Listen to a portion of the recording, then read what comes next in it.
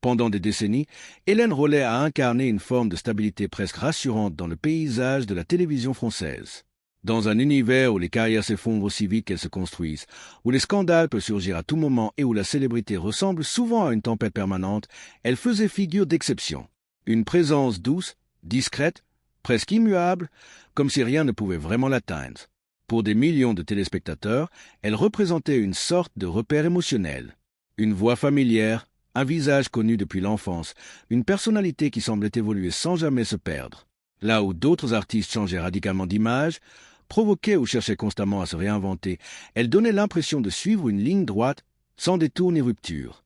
Et pourtant, c'est précisément dans cette stabilité apparente que se cache le paradoxe le plus intéressant de toute son histoire. Car derrière cette image parfaitement lisse, quelque chose ne correspondait pas totalement. Une impression diffuse, difficile à nommer, mais que certains percevaient sans vraiment pouvoir la comprendre. Comme si, derrière le calme visible, il existait une tension plus profonde, invisible pour le public, mais bien réelle pour elle. Au fil des années, sa carrière s'est construite étape par étape, presque sans bruit. Rien n'a semblé forcé, rien n'a semblé précipité. Une apparition ici, un rôle là, quelques chansons qui s'ajoutent à un parcours déjà en train de prendre forme.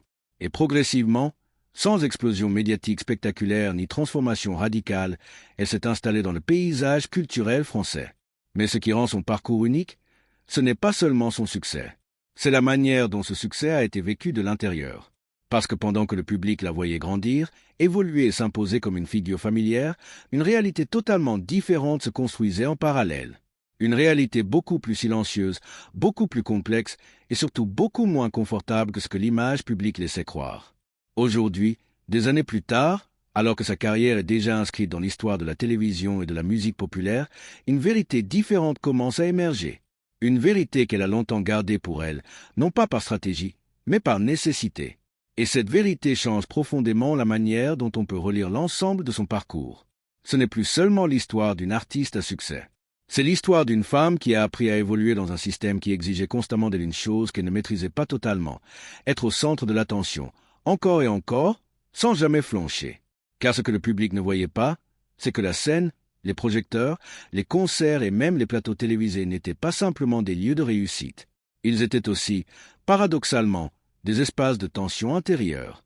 Plus sa popularité grandissait, plus une contradiction silencieuse s'installait. D'un côté, une carrière florissante, des millions de spectateurs, des chansons devenues cultes et une reconnaissance massive. De l'autre, une expérience personnelle beaucoup plus fragile, marquée par une pression constante que personne ne soupçonnait vraiment. Et cette tension, au lieu de disparaître avec le temps, semble au contraire s'être installée durablement. Ce qui rend cette histoire encore plus frappante, c'est qu'elle ne repose pas sur un scandale ou une révélation brutale. Il n'y a pas de rupture spectaculaire, pas de moment unique qui change tout d'un coup. Il s'agit plutôt d'un dévoilement progressif, presque silencieux, qui transforme peu à peu la perception que l'on peut avoir de toute une carrière. Une carrière qui, vue de l'extérieur, semblait parfaitement maîtrisée, mais qui, vue de l'intérieur, raconte quelque chose de bien plus humain, bien plus vulnérable et bien plus complexe. C'est cette double lecture qui rend son parcours si particulier. D'un côté, une figure emblématique de la culture populaire française, associée à des souvenirs collectifs, à des séries cultes et à des chansons que plusieurs générations connaissent encore par cœur. De l'autre, une réalité personnelle marquée par des doutes, des peurs et une relation compliquée avec la scène elle-même.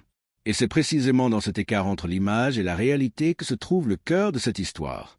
Une histoire qui ne parle pas seulement de succès, mais aussi de ce que ce succès peut coûter, lorsque l'on avance pendant des années dans un monde où tout semble exigeant, visible et parfois même écrasant. Dans les sections qui suivent, on va explorer comment cette carrière s'est construite, comment elle a explosé sans prévenir, et surtout comment elle a été vécue de l'intérieur, loin des caméras et des applaudissements. Car derrière la figure publique, il y avait une réalité bien plus silencieuse. Et c'est cette réalité qui change tout. Les débuts d'une ascension discrète. L'histoire de Hélène Rollet ne commence pas dans la lumière des projecteurs ni dans un plan de carrière parfaitement calculé. Elle commence de façon beaucoup plus simple, presque banale, comme cela arrive souvent dans les parcours artistiques qui finissent pourtant par marquer toute une génération. Au départ, rien ne la prédestinait à devenir une figure centrale de la télévision ou de la musique populaire française. Elle n'arrive pas dans ce milieu avec une stratégie précise, ni avec une volonté affichée de conquérir la célébrité. Elle entre dans ce monde un peu par hasard, à travers une opportunité modeste, un casting, une rencontre, une porte qui s'ouvre sans qu'elle ait vraiment cherché à la pousser. C'est ainsi que commence son immersion progressive dans l'univers du spectacle. Très jeune, elle se retrouve confrontée à un environnement qu'elle ne maîtrise pas encore totalement, mais dans lequel elle apprend rapidement à trouver sa place.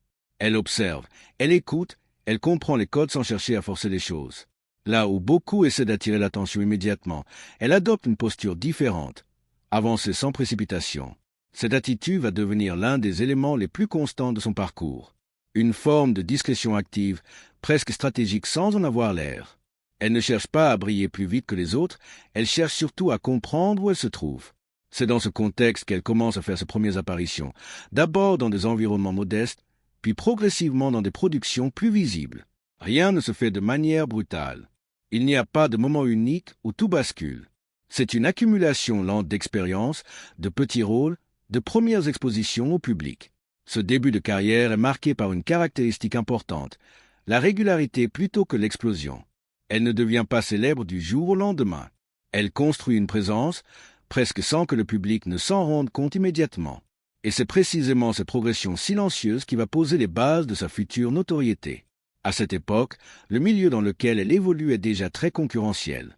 Les jeunes artistes cherchent souvent à se démarquer rapidement, à provoquer une réaction forte, à créer un impact immédiat. Mais elle semble suivre une autre logique, moins agressive, moins spectaculaire, mais plus stable. C'est aussi durant cette période qu'elle commence à être remarquée par des personnes influentes du milieu.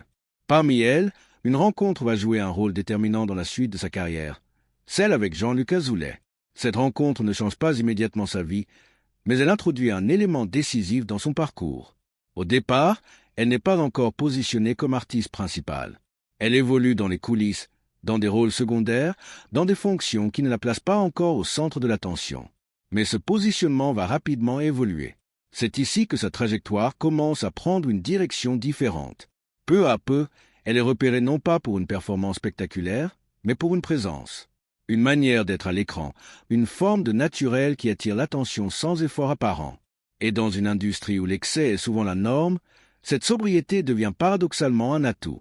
Les premières opportunités musicales apparaissent alors. Des chansons lui sont proposées, des essais sont réalisés, des projets se construisent progressivement autour d'elle. Rien n'est encore garanti, mais une dynamique est en train de se mettre en place. Cependant, les débuts ne sont pas immédiatement synonymes de succès massif. Ces premières productions musicales ne rencontrent pas un impact immédiat. Elles existent, elles circulent, mais elles ne déclenchent pas encore l'engouement qui viendra plus tard. Ce moment est important, car il montre que son parcours n'est pas celui d'une ascension instantanée. C'est un chemin lent, parfois incertain, où les résultats ne correspondent pas toujours aux efforts fournis. Mais malgré cela, elle continue, et c'est cette continuité qui va progressivement transformer sa trajectoire. Car dans l'industrie du spectacle, la persévérance peut parfois peser autant que le talent visible.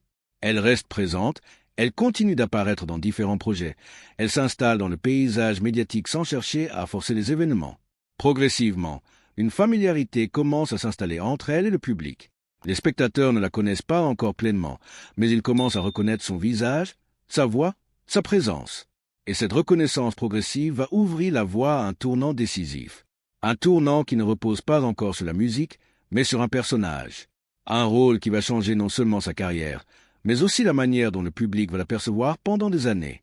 Ce rôle, c'est celui qui va faire basculer sa vie professionnelle dans une toute autre dimension. Mais à ce stade de l'histoire, rien n'est encore totalement écrit. Et c'est précisément ce qui rend cette période si importante. Elle est encore celle des possibilités ouvertes. Le tournant qui change tout. Le parcours de Hélène Rollet prend une direction totalement nouvelle lorsqu'elle se retrouve associée à un projet qui va dépasser tout ce qu'elle avait connu jusque-là. Jusqu'ici, sa carrière avançait de manière progressive, presque discrète, sans véritable explosion médiatique. Mais ce qui va suivre n'a plus rien à voir avec cette lente construction. Le véritable basculement se produit lorsqu'elle obtient le rôle d'Hélène Girard dans une série qui va profondément marquer la télévision française. Ce personnage, par sa simplicité et son authenticité, va créer un lien immédiat avec le public. Il ne s'agit pas d'un rôle spectaculaire ou complexe au sens traditionnel. Au contraire, c'est justement sa normalité qui va le rendre exceptionnel. Dès les premiers épisodes, quelque chose se produit. Les téléspectateurs ne regardent plus simplement une série, ils commencent à s'identifier. Le personnage devient familier, presque intime. Et dans cet espace émotionnel, l'actrice disparaît en quelque sorte derrière le rôle. Ce n'est plus seulement une performance, c'est une présence quotidienne dans la vie des spectateurs. Ce phénomène est rarement prévisible. Dans l'industrie audiovisuelle, de nombreux projets sont lancés sans jamais atteindre ce niveau d'impact. Mais ici, la réaction du public dépasse largement les attentes initiales. La série devient rapidement un rendez-vous incontournable. Chaque diffusion rassemble un public massif, fidèle, presque rituel. Les chiffres d'audience atteignent des niveaux impressionnants, avec plusieurs millions de téléspectateurs à chaque épisode. Dans un paysage médiatique déjà compétitif, cette constance est exceptionnelle. Mais ce succès ne repose pas uniquement sur les chiffres. Il repose surtout sur une forme d'attachement émotionnel. Les spectateurs ne suivent pas seulement une intrigue, ils suivent une figure à laquelle ils associent des émotions, des souvenirs, parfois même une partie de leur propre quotidien. C'est à ce moment-là que la perception de sa carrière change complètement. Elle n'est plus simplement une actrice parmi d'autres. Elle devient un repère culturel, un visage reconnu immédiatement par des millions de personnes. Parallèlement à ce succès télévisuel, une autre dimension de sa carrière commence à prendre de l'ampleur, la musique. Les chansons associées à la série, puis ses propres productions, rencontrent un écho important auprès du public. Des titres comme Je m'appelle Hélène ou Pour l'amour d'un garçon ne sont pas seulement des succès commerciaux. Ils deviennent des morceaux associés à une époque, à une génération entière. Ils s'inscrivent dans la mémoire collective, au même titre que les images de la série elle-même. Les ventes d'albums suivent cette dynamique. Des centaines de milliers d'exemplaires sont écoulés, parfois bien au-delà des attentes initiales. La musique et la télévision se renforcent mutuellement, créant un écosystème médiatique autour de son image. Ce qui est particulièrement frappant à cette période, c'est la cohérence de son image publique. Malgré la montée en puissance de sa notoriété, elle ne semble pas se transformer radicalement. Pas de changement spectaculaire de personnalité, pas de posture provocatrice, pas de recherche excessive de visibilité. Elle reste dans une forme de continuité. Une stabilité qui contraste fortement avec l'environnement souvent instable du monde du divertissement. Mais cette stabilité perçue de l'extérieur cache une réalité plus complexe. Car plus le succès augmente, plus la pression invisible devient importante. Être constamment associé à un rôle, à une image, à une attente du public, crée une forme de charge mentale que peu de personnes perçoivent réellement. Dans les années où la série atteint son apogée, l'intensité est maximale. Les tournages s'enchaînent, les concerts se multiplient, les apparitions publiques deviennent fréquentes. Tout semble fonctionner à plein régime. Mais dans ce rythme soutenu, quelque chose commence à se fissurer en arrière-plan. Ce n'est pas visible immédiatement. Il n'y a pas de rupture brutale, pas de signe évident de malaise. Tout continue de fonctionner normalement en apparence. Pour le public, l'image reste intacte. Une artiste constante, rassurante, toujours présente au rendez-vous. Mais derrière cette régularité, une tension intérieure s'installe progressivement. Une tension qui ne vient pas du manque de succès, mais au contraire de son intensité. Plus elle est exposée, plus elle doit répondre à des attentes élevées. Plus elle devient populaire, plus chaque apparition doit être conforme à une image déjà bien établie. Et c'est précisément dans ce décalage entre l'image publique et l'expérience personnelle que commence à se former une réalité plus difficile à vivre. Car à ce stade de sa carrière, elle n'est plus seulement une artiste qui joue ou qui chante. Elle est devenue une figure que des millions de personnes reconnaissent immédiatement. Et cette reconnaissance permanente finit par créer une forme de pression continue, même en dehors des plateaux et des scènes. Ce succès, qui semble tout lui apporter de l'extérieur, commence aussi à imposer des contraintes invisibles. Et c'est dans ce contexte que la relation à la scène, au public et à la performance va progressivement devenir beaucoup plus complexe qu'elle n'y paraît. Quand le succès devient une pression invisible, à mesure que la carrière de Hélène Rollet atteint son apogée, quelque chose change subtilement dans la manière dont son quotidien se construit. De l'extérieur, tout semble parfaitement fluide. Les tournages s'enchaînent, les concerts attirent des foules immenses, les chansons continuent de circuler largement. L'image publique reste intacte, presque irréprochable. Mais derrière cette apparente stabilité, une autre réalité commence à s'installer, plus silencieuse et beaucoup plus exigeante. Le succès, dans son cas, ne se traduit pas seulement par la reconnaissance ou la popularité. Il devient une forme de responsabilité permanente. Être attendu, être reconnu, être cohérente avec une image déjà très forte. Tout cela finit par créer une pression continue, même en dehors du travail. Car lorsqu'une figure publique devient aussi identifiable, elle cesse d'être simplement une artiste. Elle devient une référence. Et cette transformation, aussi valorisante soit-elle, change profondément la relation entre la personne et le public. Chaque apparition n'est plus neutre. Chaque performance est observée à travers le prisme de ce que le public connaît déjà. Il n'y a plus vraiment de liberté totale, seulement des variations autour d'une image déjà construite. C'est dans ce contexte que la scène prend une place particulière dans sa vie. Ce qui, pour beaucoup d'artistes, est un espace d'expression naturelle devient progressivement un lieu chargé d'attente et de tension intérieure. Car monter sur scène, ce n'est pas seulement chanter ou jouer un rôle. C'est se confronter directement au regard de milliers de personnes en même temps. Et dans son cas, ce regard n'est pas celui d'un public inconnu. C'est celui de personnes qui la suivent depuis des années, parfois depuis leur enfance. Cette dimension change tout. Ce n'est plus simplement une performance artistique. C'est une forme d'exposition totale. Et plus cette exposition se répète, plus elle devient difficile à gérer intérieurement. Ce qui est particulièrement intéressant dans son parcours, c'est que cette difficulté ne s'exprime pas immédiatement par un retrait ou un rejet du métier. Au contraire, elle continue d'avancer, de travailler, de répondre aux attentes professionnelles. De l'extérieur, rien ne semble indiquer un malaise profond. Mais en réalité, une dissociation progressive s'installe entre l'image publique et l'expérience personnelle. D'un côté, une artiste perçue comme stable, rassurante, toujours présente. De l'autre, une personne qui commence à ressentir une forme de fatigue émotionnelle face à l'intensité constante de cette exposition. Ce décalage est important, car il ne se manifeste pas par des ruptures visibles. Il se construit lentement, à travers des sensations, des réactions physiques, des moments de tension avant les performances. La scène, qui représente le cœur de sa carrière, devient paradoxalement un espace de plus en plus difficile à appréhender. Avant chaque apparition, une forme d'anticipation s'installe. Pas une excitation simple, mais quelque chose de plus complexe, mélange d'engagement professionnel et de tension intérieure. Ce phénomène est rarement perceptible pour le public. Lorsqu'elle apparaît sur scène ou à la télévision, le résultat est fluide, maîtrisé, professionnel. Rien ne laisse transparaître ce qui se passe en amont. Et c'est précisément là que réside le contraste le plus important de cette période. Plus sa carrière est réussie, plus l'écart entre ce que les gens voient et ce qu'elle ressent réellement devient important. Dans le monde du spectacle, ce type de décalage n'est pas inhabituel. Mais dans son cas, il prend une dimension particulière en raison de la constance de son image publique. Elle n'a jamais été associée au scandale, au chaos ou à l'instabilité.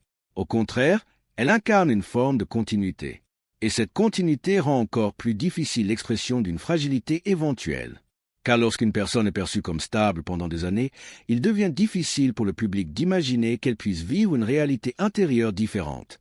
Pourtant, cette réalité existe, et elle ne se manifeste pas par des ruptures spectaculaires, mais par des signes progressifs de fatigue, de pression accumulée et de tension avant les performances. Dans cette phase de sa carrière, le succès ne disparaît pas.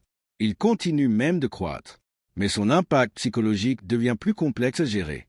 Chaque concert, chaque apparition, chaque projet devient à la fois une réussite professionnelle et une épreuve personnelle. Et c'est cette dualité qui va progressivement définir la suite de son parcours. Car à ce stade, la question n'est plus seulement de savoir comment continuer à réussir, mais comment continuer à exister dans un rythme qui exige une exposition constante, sans perdre complètement l'équilibre intérieur. Ce n'est pas une rupture immédiate. C'est une accumulation. Et comme souvent dans les carrières longues et intenses, ce sont ces accumulations invisibles qui finissent par redéfinir toute une trajectoire. L'effondrement invisible derrière les applaudissements. À ce stade de la carrière de Hélène Rollet, tout semble encore fonctionner selon les codes habituels du succès. Les salles se remplissent, les émissions continuent de l'inviter, et son image reste solidement ancrée dans le paysage médiatique français. Pourtant, derrière cette continuité apparente, quelque chose atteint progressivement un point de rupture silencieux. Ce qui est le plus difficile à percevoir dans cette période, c'est que rien ne s'effondre visiblement. Il n'y a pas de scandale, pas de chute médiatique brutale, pas de disparition soudaine. Tout continue de tourner. Mais à l'intérieur, la pression accumulée commence à produire des effets de plus en plus concrets. La scène, qui est au cœur de sa carrière, devient paradoxalement l'endroit où cette tension se manifeste le plus fortement. Chaque performance est précédée d'un processus intérieur intense. Avant même que la musique commence, avant même que le public apparaisse pleinement dans son champ de vision, le corps réagit déjà. Ce n'est plus une simple appréhension professionnelle, mais une réaction physique profonde. Ce type de réaction est souvent invisible pour le public. Lorsque les lumières s'allument et que le spectacle commence, tout semble maîtrisé. Le sourire est là, la voix est stable, les gestes sont fluides. Rien ne laisse penser à un déséquilibre. Et pourtant, ce qui se joue en coulisses est très différent. car dans les instants qui précèdent la performance, l'expérience n'est pas celle d'une montée en énergie, mais celle d'une montée en tension. Une tension qui ne disparaît pas totalement une fois sur scène. Elle accompagne la performance en arrière-plan. C'est là que se crée un phénomène particulier, la coexistence de deux réalités. Une réalité visible, celle du spectacle, de la musique, de la présence publique, et une réalité invisible, faite de lutte intérieure, de gestion de soi, de contrôle constant. Avec le temps, cette dualité devient de plus en plus difficile à ignorer, car contrairement à ce que l'on pourrait imaginer, le succès ne dilue pas forcément les difficultés personnelles. Il peut parfois les amplifier. Plus l'exposition est grande, plus la pression de maintenir une image stable augmente. Dans son cas, cette pression est d'autant plus forte que son image publique repose précisément sur la constance. Elle n'est pas perçue comme une artiste provocatrice ou instable, mais comme une figure rassurante, familière, presque intemporelle. Et cette perception limite implicitement la possibilité de montrer des signes de fragilité. Ce contexte crée une forme de contradiction interne. D'un côté, elle continue de répondre aux attentes professionnelles. De l'autre, elle doit composer avec une expérience personnelle de plus en plus éprouvante. C'est dans ce décalage que s'installe progressivement une forme d'usure. Une usure qui ne se voit pas immédiatement, mais qui s'accumule à chaque apparition, à chaque concert, à chaque moment d'exposition publique. Ce n'est pas une rupture soudaine. C'est une saturation progressive. Et dans ce type de situation, il n'y a souvent pas de signal unique qui déclenche un changement. Il y a plutôt une série de seuils franchis lentement, jusqu'à ce que le corps ou l'esprit impose ses propres limites. C'est exactement ce qui commence à se produire ici. La fatigue émotionnelle, longtemps contenue, finit par se traduire physiquement. Les performances deviennent plus difficiles à anticiper. Les moments avant de monter sur scène prennent une dimension plus lourde. Et malgré cela, elle continue. C'est un élément important de son parcours. Il n'y a pas de retrait immédiat, pas de rupture totale avec son métier. Elle reste active, elle honore ses engagements, elle poursuit ses projets. Mais la relation à son travail change profondément. Ce n'est plus une dynamique fluide et instinctive. C'est une dynamique contrôlée, surveillée, ajustée en permanence pour éviter que la pression ne devienne trop forte. Dans ce contexte, la scène n'est plus seulement un espace de performance artistique. Elle devient aussi un espace de gestion personnelle.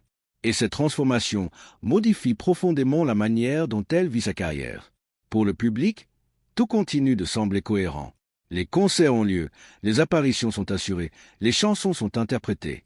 L'image reste intacte, mais cette cohérence repose sur un équilibre fragile. Un équilibre entre ce qui est montré et ce qui est vécu. Et c'est précisément cet équilibre qui commence à devenir de plus en plus difficile à maintenir sur la durée. Ce moment de sa carrière marque donc une étape particulière, celle où le succès ne suffit plus à masquer la charge intérieure qu'il implique.